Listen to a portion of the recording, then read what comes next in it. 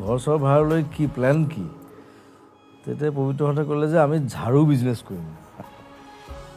ঝাৰু বিজনেছ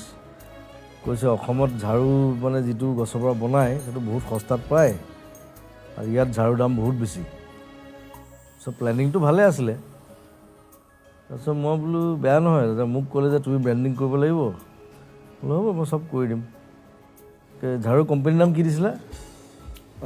হনুমান নেকি হনুমান ঝাৰু নে কি পাহৰিলোঁ মই নামটো তেনেকুৱা ধৰণৰ হনুমান ঝাৰু তেনেকুৱা কিবা এটা আছিলে তাৰপিছত আৰু মই কেতিয়াবা যাওঁ ৱাছাইত থাকিবলৈ এওঁলোকৰ লগত ৰাতিপুৱাতে ঝাৰুৰ ডিষ্ট্ৰিবিউটৰ কেতিয়াবা নাহে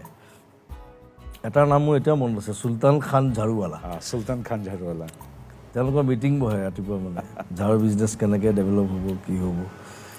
মই হাঁহি থাকোঁ আৰু মই বোলো এইকেইটাই ঝাৰু বিজনেছ কৰিব ব্ৰেইন লেভেলটো বেলেগত থাকে ঝাৰু বিজনেছ ঝাৰু মানে একো নহ'লগৈ লাষ্টত সেই কথা পাতি থাকোঁতে মিটিং পাতি থাকোঁতে তাৰপিছত সামন্ত গৌতম গুচি গ'ল আমেৰিকা সি IT ছেক্টৰৰ মানুহ এতিয়া ডাঙৰ কোম্পানী খুলিছে মই গৈছিলোঁ মায়াৰ সম্পাদনা কৰিবলৈ তাৰপিছত মই ক'লোঁ পবিত্ৰক ক'লোঁ এইবোৰ ঝাৰু চাৰু বাদ দিয়া মেগাজিন এখন খোলা তুমি লিখা মেলাত ভাল নামটো মায়া দিয়া